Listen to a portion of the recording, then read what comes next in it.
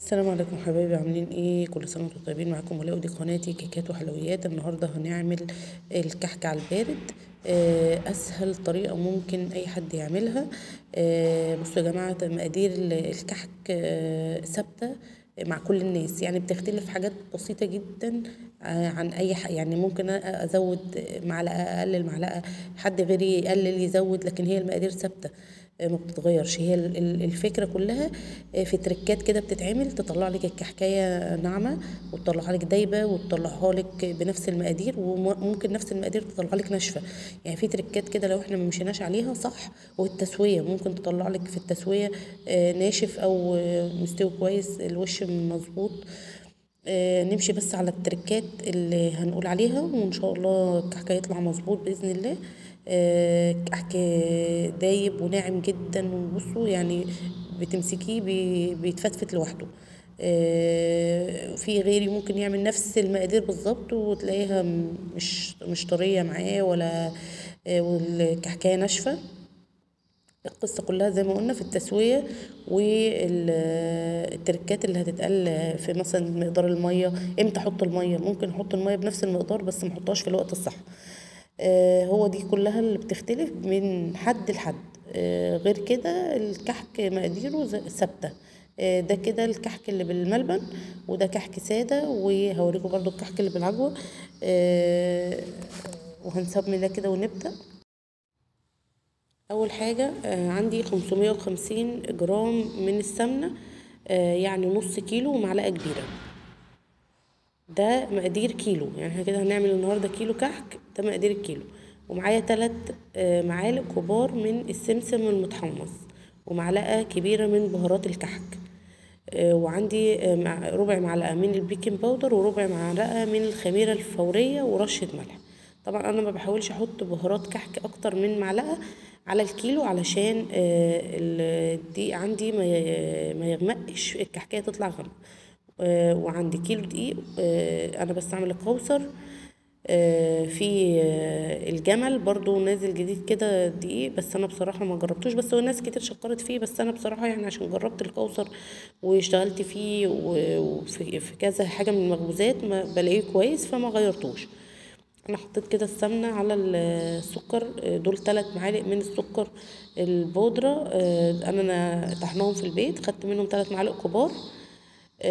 وهبتدي اضرب السمنه على السكر. طبعا السمنه انا يعني انا خدتها كده من العلبه، حطيتها في البوله بتاعه العجان دي، وحطيتها في التلاجة شويه لان كانت سايحه.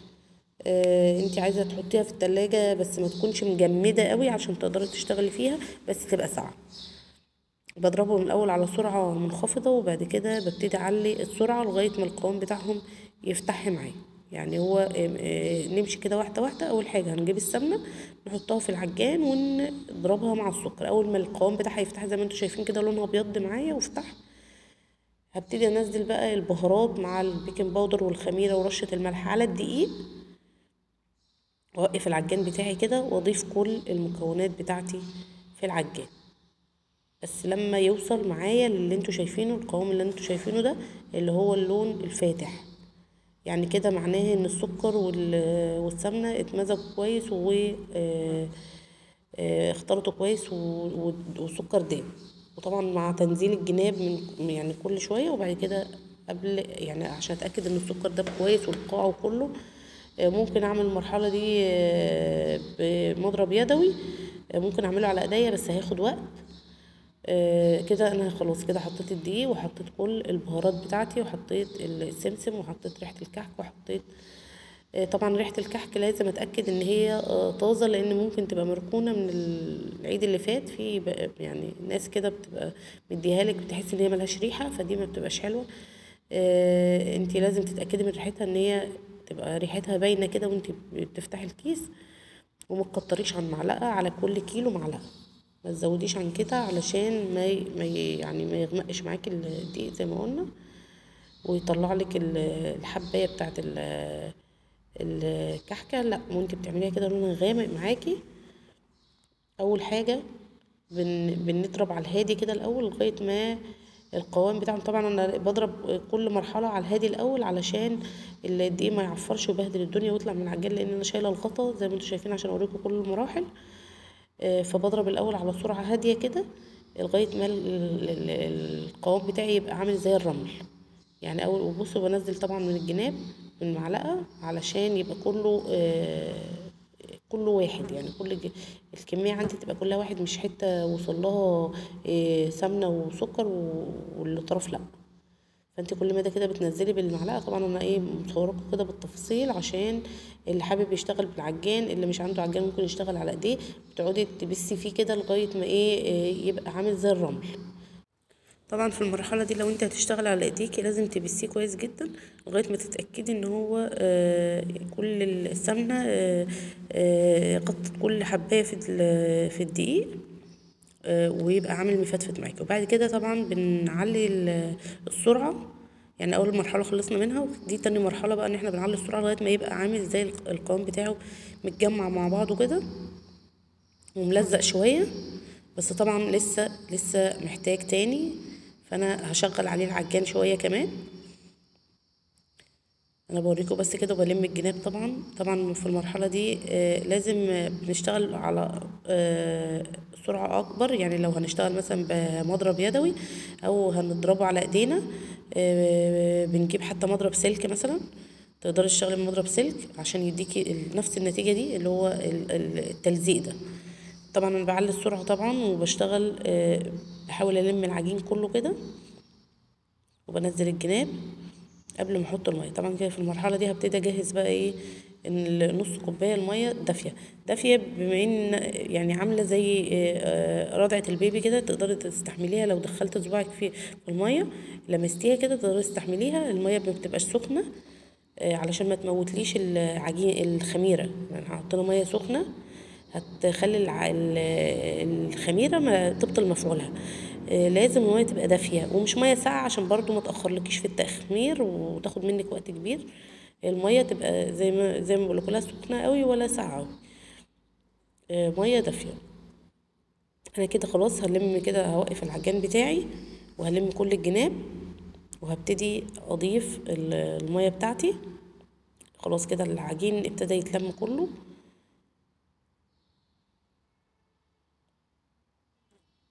زي ما انتوا شايفين كده بنزل طبعا كل الجناب وبنزل اللي في العجان.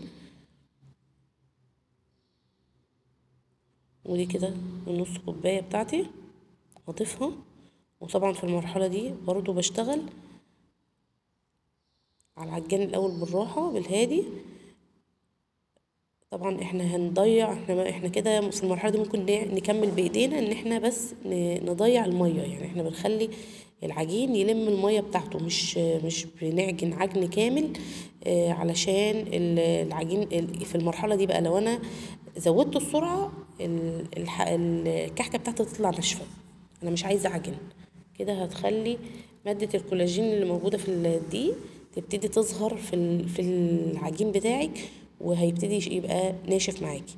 يبقى احنا كده يا دوبك بنلم زي ما انتم شايفين، بنلم بس من الجناب كده بنساعد العجين. انا على فكره موطيه السرعه جدا على اول سرعه يعتبر، ممكن في المرحله دي نشتغل بايدينا، بس انا عشان كده كنت شغاله في العجان يعني فقلت اكمل بيه. لكن هي في المرحله دي ممكن يا دوبك نلم العجين كده بايدينا لغايه ما الميه تشرب العجين بتاعي وخلاص. هي مرحله سهله جدا. دي كده المرحله اللي بتخلي العجينه الحبايه بتاعت الكحكه بتاعتي تطلع دايبه وتطلع هشه كده من جوه. خلاص كده احنا لمينا كل الجناب، يا دوبك بتتلم ببعضها زي ما انتوا شايفين، وبضيع كل الميه اللي موجوده وموطيه العجان خالص.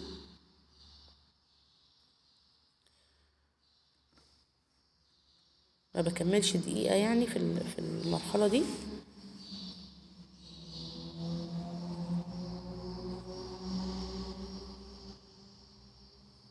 ابتدى بقى بص القوام بعد ما كان ملزق خالص ابتدى يلم ببعضه كده.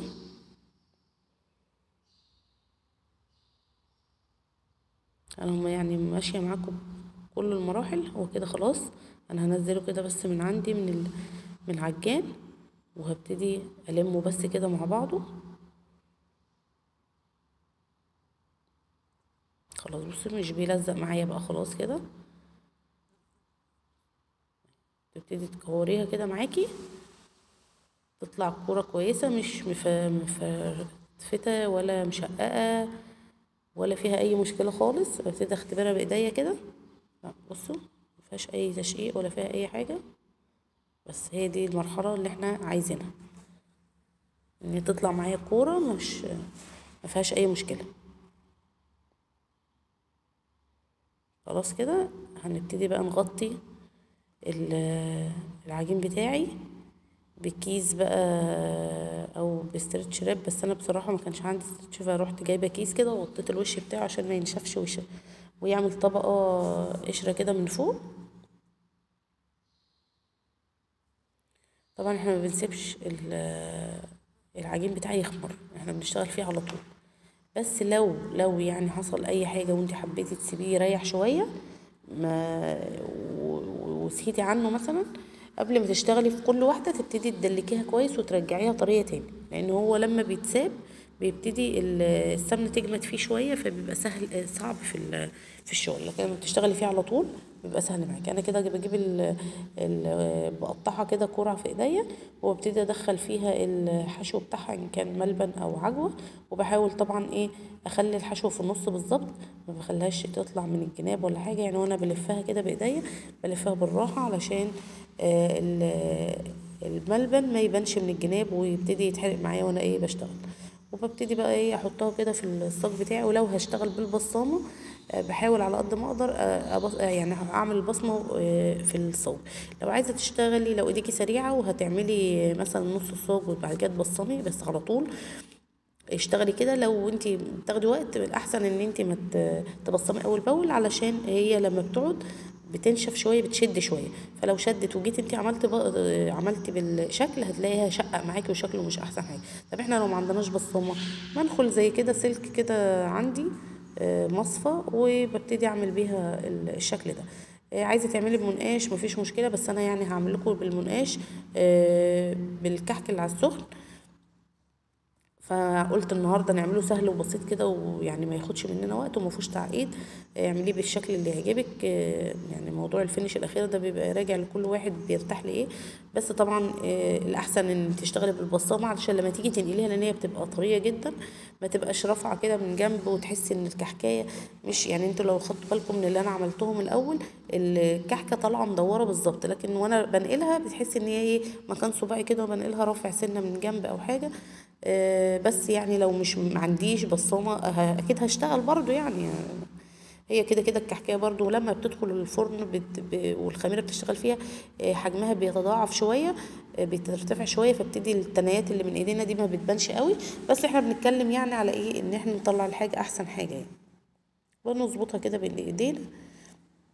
ده كده الصاج الاولاني اللي انا كنت عاملاه بملبن، وهعمل صاج تاني بعجوه وهقول لكم برضو على التسوية. يبقى احنا كده خلصنا يعتبر 3/4 المراحل اللي هي لنجاح الكحك بتاعي. وهتيجي عند اهم مرحلة اللي هي مرحلة التسوية. طبعا انا شغالة كده بشغل الفرن بتاعتي يعني، وانا قربت اخلص مثلا يعني خلصت نص الكمية او 3/4، ببتدي اشغل الفرن بتاعتي على درجة حرارة 200 من فوق وتحت. وطبعا لو هسوي الكحك اللي هو فيه ملبن، طريقة التسوية بتختلف عن السادة. لو هسويه الكحك طبعا عشان بيبقى فيه ملبن او محشي من جوه، بيبقى ايه الطبقة بتاعت الكحكاية بتبقى بسيطة اللي هي من فوق ومن تحت، فبياخد سوا على 180 من فوق وتحت. ما بياخدش اكتر من ربع ساعه، 10 دقايق ربع ساعه بالظبط في التسويه، بيطلع معايا كويس. لكن لو الكحك ساده بيبقى درجه الحراره، بقلل درجه الحراره على 150 او 160 على حسب الفرن بتاعتي، وبسيبه يستوي براحته خالص علشان بيبقى قلبه ما يطلعش كله عجين. طبعا بعد ما بسويه وبطلعه بيطلع معايا بيبتدي ياخد لون من فوق ومن تحت، بسيبه يهدى خالص، ما بحرجوش من الصاج بتاعي عشان ما يتفتفتش. والاحسن ان انا اسيبه لتاني يوم، وبعد كده ببتدي انقله للمكان اللي انا هشيله فيه او احفظه فيه. وببتدي احط له زي ما انتم شايفين السكر البودره بتاعي. وده كده الكحكايه زي ما ده الساده. بصوا زي ما انتم شايفين مستوي وجميل وناعم جدا. بصوا بيدوب كده لوحده.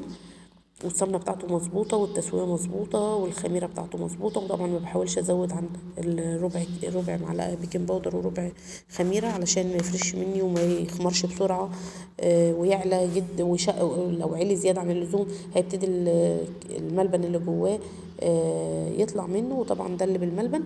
وطبعا لما بسويه على درجه حراره اعلى شويه ما بيطولش معايا في الفرن، فالملبن بتاعي بيطلع طري. ونسيت اقول لكم على حاجه، ان الملبن وانا بكوره بحط له معلقه سمنه علشان يطلع معايا ناعم، على ان بيبقى عليه نشا كده، فالنشا بينشفه.